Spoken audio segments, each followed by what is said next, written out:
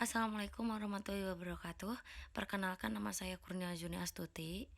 Di sini saya akan menjelaskan tentang modal saham. Yang pertama-tama saya akan sampaikan yaitu pengertian dari modal saham tersebut. Saham merupakan bukti pemilik PT mempunyai beberapa hak sebagai berikut. Yang pertama, hak untuk berpartisipasi dalam menentukan arah dan tujuan perusahaan, yaitu melalui hak suara dalam rapat pemegang saham. Yang kedua, hak untuk memperoleh laba dari perusahaan dalam bentuk dividen yang dibagi oleh perusahaan. Yang ketiga yaitu hak untuk membeli saham baru yang dikeluarkan oleh perusahaan agar proporsi pemilikan saham masing-masing pemegang saham dapat tidak berubah. Yang terakhir yaitu hak untuk menerima pembagian aktiva dalam hal perusahaan likuidasi.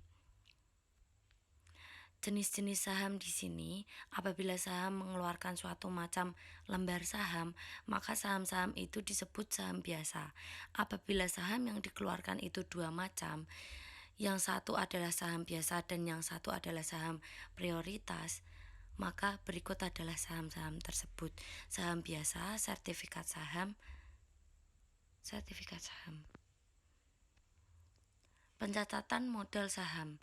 Untuk dapat melakukan pencatatan modal saham dengan baik, perlu diketahui istilah-istilah berikut ini, yaitu modal saham statute atau modal saham yang diotorisasi, yaitu ada jumlah saham yang dapat dikeluarkan sesuai dengan akta pendiri perusahaan.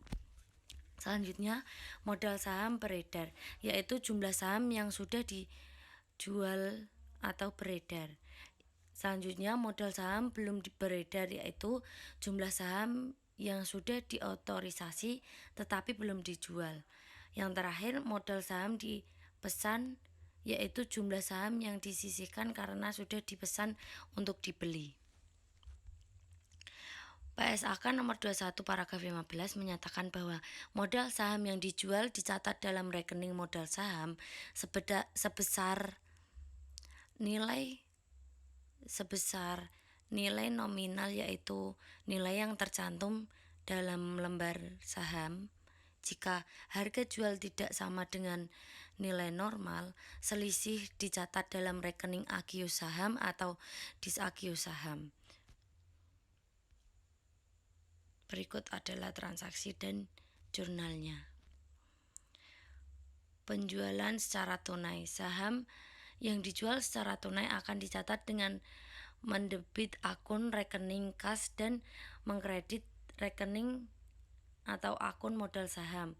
Selisih harga jual saham perdana dengan nilai nominal akan dicatat dengan mengkredit rekening agios saham atau mendebit rekening disagios saham. Jurnal untuk mencatat penjualan saham perdana adalah sebagai berikut. Kas dan disagios saham pada modal saham atau kas pada modal saham atau agios saham. Yang kedua yaitu penjualan melalui pesanan. Penjualan melalui pesanan yaitu dengan cara dibayar sebagian dan sisanya akan dilunasi. Kemudian jumlah harga yang belum dilunasi dicatat sebagai piutang pesanan saham. Dan jumlah nominal saham yang dipesan dikreditkan ke rekening modal saham dipesan.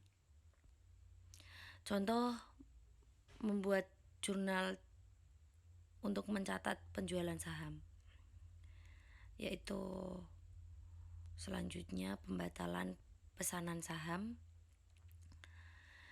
Di sini itu saham yang sudah dipesan, jumlah lembarnya disisihkan tersendiri dan akan diserahkan kepada pemesan bila harga jual saham sudah dilunasi.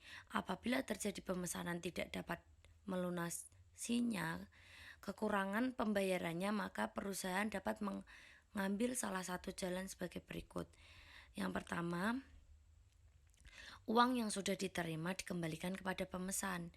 Uang yang sudah diterima dikembalikan kepada pemesan sudah dikurangi biaya atau kerugian penjualan kembali saham-saham tersebut.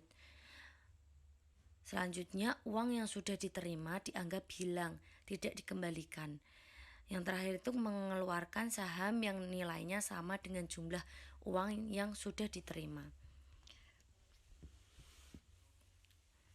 Contoh, pencatatan pembatalan saham, pesanan saham diambil dari contoh di muka, yaitu pesanan sebanyak 500 lembar dengan kurs 110 dan sudah dibayar sebanyak 70%. Dari pesanan tersebut, seorang pemesan yang memesan saham sebanyak 100 lembar tidak dapat melunasi kekurangannya. Modal saham dipesan yang dibatalkan oleh perusahaan dapat jurnal yang dibuat oleh PT Risha Fadila dalam masing-masing keadaan adalah sebagai berikut. Uang yang sudah diterima dikembalikan kepada pemesan, yaitu jurnalnya sebagai berikut ini. Modal saham dipesan sebesar 100.000 dan agio saham 10.000 pada piutang pesanan saham 33.000 dan kas 77.000. Kas 105.000 pada modal saham 100.000 dan agio saham 5.000. Uang yang sudah diterima dikembalikan pada pemesan sesudah dikurangi biaya atau kerugian penjual kembali saham-saham tersebut. Jurnalnya adalah modal saham dipesan 100.000 dan agio saham 10.000 pada piutang pesanan saham 33.000 dan utang pada pemesan 77.000. Kas 105.000 dan utang pada pemesan 5.000 pada modal saham 100.000 dan agio saham 10.000. Selanjutnya, uang yang sudah diterima dianggap hilang, tidak dikembalikan. Jurnalnya adalah modal saham dipesan 100.000, agio saham 10.000 pada piutang pesanan saham 33.000 dan modal pada pembatalan pesanan saham 77.000. Kas 100.000 pada modal saham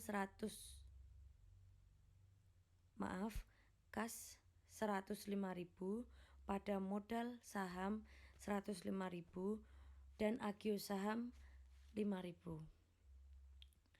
Mengeluarkan saham yang nilainya sama dengan jumlah uang yang sudah diterima. Modal saham dipesan 100.000 dan agio saham 3.000 pada modal saham 70.000 dan piutang pesanan saham 33.000 dan kas 31.500 pada modal saham 30.000 dan agio saham 1.500. Selanjutnya adalah pertukaran saham dengan aktiva selain kas. Kadang-kadang modal saham dikeluarkan dengan menerima aktiva. Dalam keadaan seperti ini, besarnya jumlah yang akan dicatat dalam rekening modal dan rekening aktiva didasarkan pada lebih mudah ditentukan dari hasil pasar saham yang dikeluarkan atau nilai wajar aktiva yang telah diterima. Sekian presentasi dari saya. Apabila banyak kekurangan, saya mohon maaf yang sebesar-besarnya. Terima kasih. Wassalamualaikum warahmatullahi wabarakatuh.